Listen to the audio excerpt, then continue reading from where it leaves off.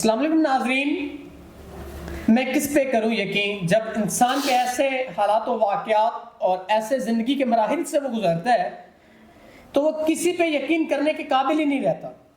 اور نہ وہ کرنا چاہتا ہوتا ہے، کیونکہ اتنے تلخ تجربات زندگی کے اس کے ساتھ ہو چکے ہوتے ہیں، وہ سوائے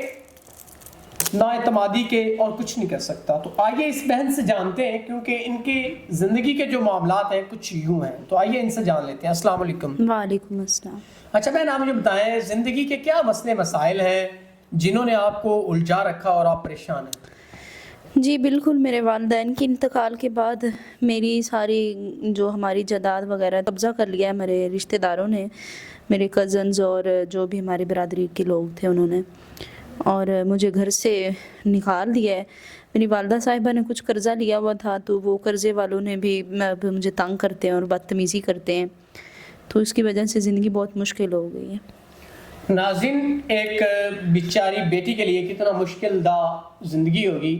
کہ قرض والے آ کے ان کو ذلیل کرتے ہیں کہ آپ ہمارا قرض دو، ورنہ میں بیان نہیں کرنا چاہتا جو نامناسب الفاظ ہیں، اور ہمیشہ میں اخلاقیات سے گھری ہوئی بات نہیں کرتا۔ تو اگر ان کی زندگی کے کوئی معاملات یا ان کی جو پریشانیاں ہیں ان کو کوئی شخص دیکھے، ان کے تمام تر جو پریشانیاں ہیں ان کو ہینڈل کرے، اور جس وقت و حالات سے یہ گزر کے آئیں یا اب ان پہ وقت ہے جو بہت مشکل وقت ہے، تو اس کے لیے اگر کوئی ان کو سٹیبل کرتا ہے، ان کو پاؤں پہ کھڑا کرتا ہے، ان کو اپنا ہم سفر بناتا ہے، ان کے تمام تر مسائل کو حل کر کے اگر کوئی انسان ان کو اپنا ہم سفر بناتا ہے تو یہ ضرور قبول کریں گی۔ اچھا میں نے آپ مجھے یہ بتائیں، اگر کوئی ایسا شخص جو آپ کی زندگی کے تمام تر مسائل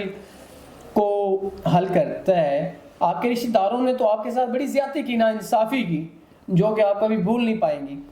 تو اب اگر کوئی نیک انسان جو آپ کے یہ قرض کے معاملات کو بھی کلیئر کر دے اور آپ سے نکاح کرے تو کیا خیال ہے آپ کا؟